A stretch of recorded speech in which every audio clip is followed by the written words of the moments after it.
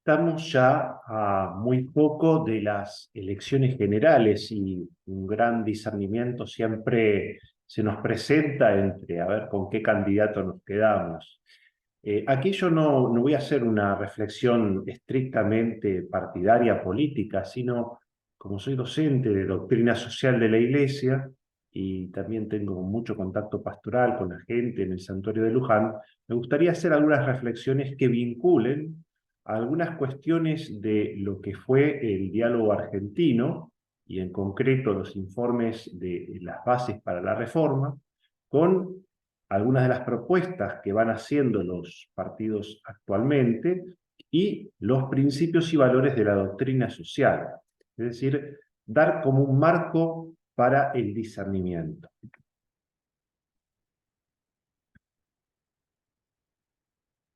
El diálogo argentino se desarrolló en la crisis de 2001 y se elaboraron 3 informes. El más completo fue de julio del 2002, a partir de un amplio diálogo con diferentes representantes de la vida argentina, diferentes sectores, eh, provincias, empresarios, grupos, partidos políticos, grupos de movimientos sociales, profesionales, trabajadores, sindicatos, iglesias, etcétera. Coordinado por el PNUD, por el Programa de las Naciones Unidas para el Desarrollo. O sea que fue un trabajo muy serio y el principal informe, porque después se dividió en mesas sectoriales, es el Bases para la Reforma, de julio del 2002. Y ahí lo que la ciudadanía pedía, lo que la gente expresaba, eran 4 cosas. En primer lugar, que lo más importante es el tema ético. Sin el tema ético todo lo demás no funciona. Y particularmente se resaltaba el problema de la corrupción, sobre todo en los aspectos dirigenciales, dirigencias en general, no solamente política, empresarial, etcétera, sindical. Y después había como 3 patas, una pata más social, otra más política y otra más económica, que yo acá sintetizo muy rápidamente, como una petición de equidad social, de institucionalidad política y una economía más competitiva y humana, o humana al servicio de la persona y competitiva, eficaz. En el video voy a ir matizando un poco estas expresiones o tomando una expresión por otras veces. Equidad social, ¿qué expresaba en concreto este deseo de mayor equidad social? Bueno, se refería sobre todo a los derechos básicos vinculados a salud, alimentación, vivienda, trabajo y educación. Fundamentalmente eran esas cosas. ¿Qué se refería a institucionalidad política? Bueno, sobre todo el tema del respeto por la división de poderes en la democracia representativa, la transparencia administrativa, un Estado eficiente, una justicia ágil, más federal, y una policía preparada. Y en el plano de una economía más eficiente y humana, o humana y eficiente, se refería sobre todo a una economía competitiva a partir de las capacidades relativas que tienen que ser potenciadas, formadas, educadas y una mayor integración al mundo. Pero decía que lo más importante era como el alma de todo esto, ¿sí? Como si esta estructura no tuviera vida sin más ética.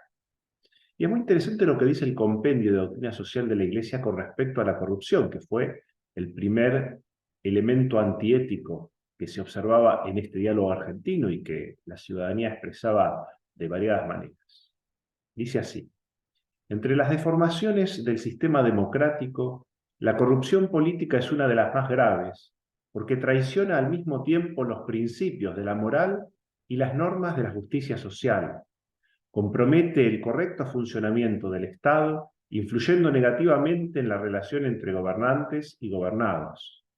Introduce una creciente desconfianza respecto a las instituciones públicas, causando un progresivo menosprecio de los ciudadanos por la política y sus representantes, con el consiguiente debilitamiento de las instituciones.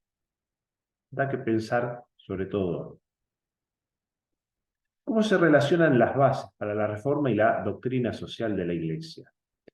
¿Qué principios y valores de la doctrina social de la Iglesia se asocian principalmente a cada uno de estos tres ejes de las bases para la reforma? A una economía competitiva y humana pienso que se relacionan los valores de la libertad y la verdad y el concepto más englobante de desarrollo integral. A la institucionalidad política se asocian los principios del bien común y de la subsidiariedad, es decir, el bien de todos y cada uno, y que una instancia superior no haga lo que debe hacer una instancia intermedia o inferior. Y el valor de la justicia. Y a la equidad social se vinculan la dignidad de la persona humana y la solidaridad como principio, con el valor de la justicia social y la caridad. En el panorama de partidos clásicos de nuestro país y candidatos actuales, ¿qué partidos políticos tendieron a representar y cuáles ahora representan a cada uno de los tres pilares fundamentales de las bases, asociados a los valores y principios de doctrina social que mencionaba en la anterior diapositiva? Con respecto a la equidad social, ante el malestar social se fue pasando del clásico peronismo, es decir, el peronismo como el principal adalid de la equidad social, a los movimientos sociales. En el tema de la institucionalidad política, ante el deterioro institucional se fue pasando del clásico radicalismo a Juntos por el Cambio y tal vez a La Libertad Avanza. Y en la economía competitiva, hay que ver también si con rostro humano, ante el creciente déficit fiscal e inflación, la clásica tradición liberal hoy la encarna La Libertad Avanza y un poco más atrás, Juntos por el Cambio. ¿Cuál es la postura cristiana con respecto a todos estos temas? Si la hay. Desde una perspectiva política es muy interesante lo que ya decía Gaudium Spes 43 y Octogésima Adveniens 50 en el año 71. Gaudium Spes es de antes, del 65. Pongo estos elementos como ya un poco antiguos para dar perspectiva a esto, es decir, no es una novedad en la vida de la Iglesia. En las situaciones concretas y habidas cuenta de las solidaridades que cada uno vive, es necesario reconocer una legítima variedad de opciones posibles. Una misma fe cristiana puede conducir a compromisos diferentes. Esto en el marco de la distinción que hace el documento, sobre todo Octogésima Adveniens, entre las ideologías y los movimientos históricos. Una cosa son las ideas teóricas, que pueden ser más acertadas o no, incluso condenables, y otra cosa es lo que en concreto se va dando en la vida social, los movimientos históricos, las plasmaciones que se van dando con las mediaciones partidarias. Y entonces, en ese plano hay total libertad de conciencia. Cada persona decide lo que considera que reúne mayores valores, que es mejor, o al menos que es menos malo, optimizando el bien y minimizando el mal. Ahora, desde una perspectiva pastoral, y es interesante distinguir lo que es la perspectiva política para toda la sociedad, iluminada por la doctrina social de la Iglesia, y la perspectiva pastoral, ya más específica para los cristianos. Desde esta perspectiva, el pueblo de Dios en camino está llamado a manifestar sinodalmente, como comunidad organizada desde la diversidad de vocaciones y ministerios, con horizonte trascendente, la misericordia incluyente de Dios por todas las personas y de toda la persona. No principalmente desde la comunidad política, sino más bien desde la sociedad civil. Y esto es interesante. En algún momento la Iglesia se posicionaba sobre todo desde la jerarquía en diálogo con el poder político, y esto era típico, una típica herencia de la cristiandad, pero que seguimos arrastrando hasta no hace mucho tiempo.